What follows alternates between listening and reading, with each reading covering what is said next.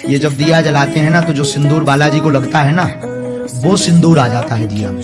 और थोड़ा मोड़ा नहीं आता है कि दिया का तेल का बन जाता हो, खूब इतना मोटा आ जाता है, उसको लगा सकते हैं 4-5 लोग। हनुमान जी बालाजी बागेश्वर धाम से जब से जुड़े तब से ऐसा हो रहा। तो यह बागेश्वर बालाजी की कृपा है, सन्यासी बाबा वहां पहुंच चुके। और हनुमान जी विराजमान भय ध्वज पर जब अर्जुन के सामने लड़ने के लिए आए भीष्म पितामह, ऐसे बलवान योद्धा जिनके सामने अच्छे अच्छे लोग कांपते थे। महाराज भीष्म पितामह युद्ध करने आए और बाण मारे तो अर्जुन का रथ थोड़ा पीछे हो गए, लेकिन जब अर्जुन बाण मारे तो पीछे दूर गिर जाए। अर्जुन जी हंसकर बोले भगवान कृष्ण से, नीचे देखो नीचे, अपना इतना जा रहा, उनका के देखो कितना पीछे जा रहा है। भगवान बोले ऊपर देखो, किसके कारण कम जा रहा, ये देखो।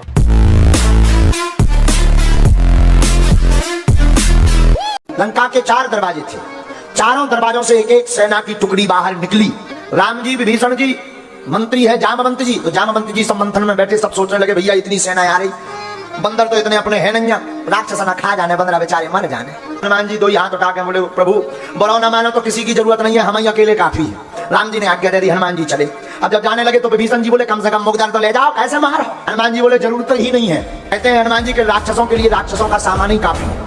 अब बात भी सही है, बताओ कोई किसी का घर फूंकने जाए, आग लगावे जाए, तब तेल ले जाए, पेट्रोल ले जाए, माचिस ले जाए, लाइटर ले जाए, पर धन्य है वीर बजरंग बली, उन्हीं की लंका, उन्हीं को कपड़ा, उन्हीं को तेल, उन्हीं की आगी बार के बकवादी चले जाए।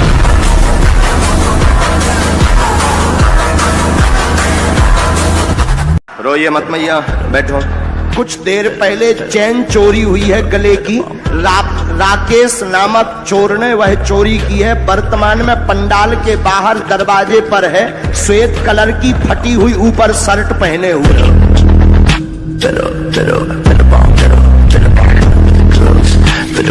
रावण सबसे ज्यादा हैरान रहा तो हनुमान जी की पूंछ, सबसे ज्यादा हैरान, पूरा युद्ध आप पढ़ो तो हनुमान जी की पूंछ से। और रावण अगर किसी को डरता भी रहा तो केवल बजरंग बली से। अंगद जी जब गए तो अंगद जी से बोले सुनो, बाकी बंदर तो सब ऐसे ही नाश्ता में खा जाएंगे, पर एक बंदर खतरनाक।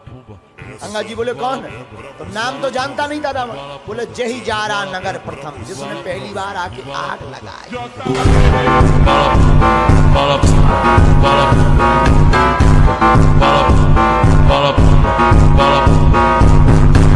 सर उस लिहाज से तो फिर आप जैनियों को भी बुद्ध हमारे आत्मा है, उन सबको हिंदू कैसे बना देंगे? सब हमारी आत्मा निकल रहे हैं आप, सब हमारी आत्मा। जैसे आपकी 7वीं पीढ़ी सनातनी, उनकी भी पीढ़ी सनातनी निकलेगी। वो तो आप मान रहे हैं, ऐसा मान नहीं रहे हैं। शास्त्री जी आपको नहीं लगता आप जिद कर रहे हैं? अगर हमारी जिद जायज है तो रहने दीजिए।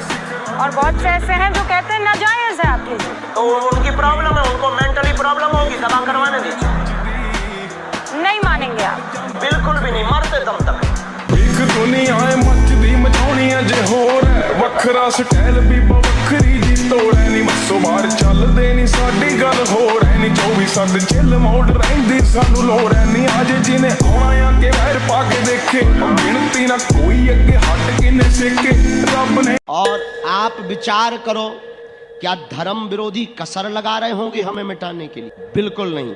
लाखों षड्यंत्र, तंत्र से, मंत्र से, बाधा से, षड्यंत्र प्लांटेड लोग भेजकर, प्लांटेड मोबाइल भेजकर, कैमरा भेजकर, ना जाने कितने कर रहे हैं और करते रहेंगे। जब तक तन में प्राण है, जब तक हमारे विचार शुद्ध रहेंगे, जब तक हम स्त्री, रुपया और पॉलिटिक्स से बचे रहेंगे, तब तक कोई बाल बांका भी नहीं कर पाएगा।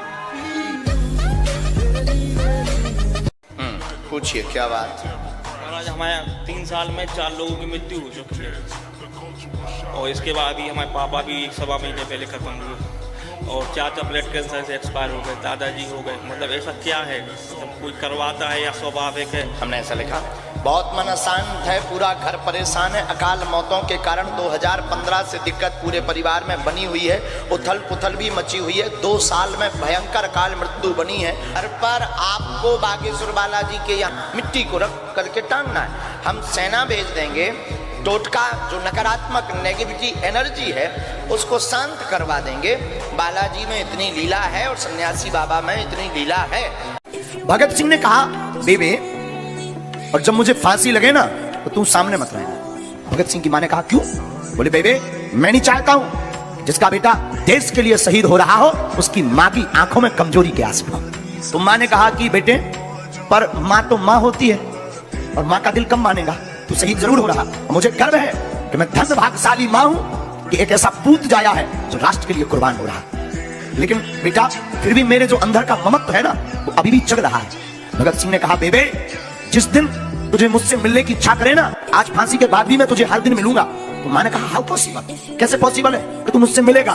बोले बेबे जिस दिन इस देश का युवा भारत की बात करने लगे समझना वो शहीद भगत सिंह बोल रहा है।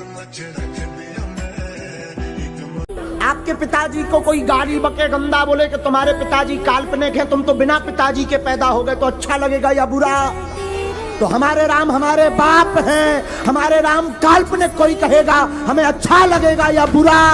तो ठोको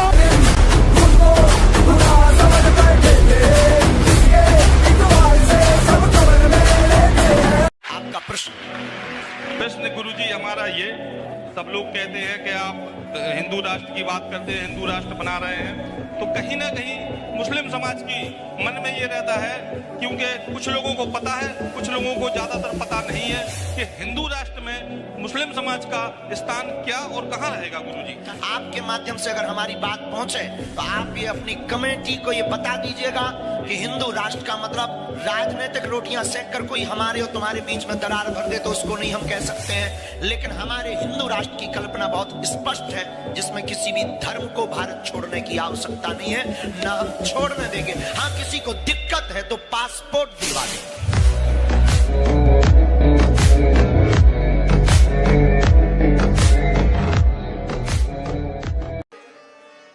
रास्ते में नारद जी मिल गए, बेटा कहाँ जा रहे हो? अरे महाराज आपकी जय होवे, भगवान का भजन करने जा रहे। नारद जी ने सोचा छोटा सा बालक जरा परीक्षा ले लें, कच्चा चेला है कि पक्का चेला। क्योंकि कई लोग ना नए नए बाबा बनते हैं, घर में भाई खटपट सो चल बाबा की मटपट। हाँ घर में लुगाई से भाई लड़ाई, सोई बोले अब तो हम बाबा बनेंगे, हरिद्वार जा रहे। लेकिन जब तक रेलवे स्टेशन तक पहुंचे तब तक अपने नाती पप्पू की याद आ गई। अरे भैया हम तो बाबा बन जाएंगे पर पप्पू मर जाएगा। लड़ाई तो होती रहती है, बाद में बाबा बनेंगे। सोई घर वापस आ गए। सोई घरवाई बोली हैं बड़े बन रहे थे बाबा, अब ना बने। कई लोग ऐसे भी बाबा होते, हमने तुम्हें पहले दिन बताया ना, कई लोग ऐसे भी बाबा होते हैं, सिर मुड़वा लेते हैं, बोले बाबा। तुमसे गलतियां बहुत हुई उसमें, इसलिए हमने तुम्हें बुलाया। ये तुम्हारी अर्जी तुम्हारे कारण नहीं लगी, ये तुम्हारी अर्जी भगवती भद्रकाली के कारण है।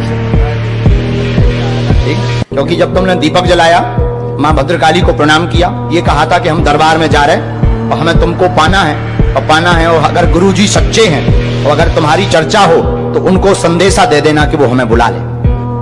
यही कहा था। हमारे पास बात आ गई, हमने लिखा मन अशांत है, साधना को लेकर परेशान है, देवी की कृपा पाना चाहते हैं एवं रुके हुए कार्य को पूर्ण करवाने की अर्जी लेकर आए, गुरु बनाना चाहते हैं, आज्ञा है। एवं चाची की मृत्यु का रहस्य अंतर आत्मा से तंत्र विद्या का लग रहा, जो आपकी बात सत्य है, क्योंकि शरीर उनका नीला पड़ गया था, आगे उनकी समस्या नहीं होगी।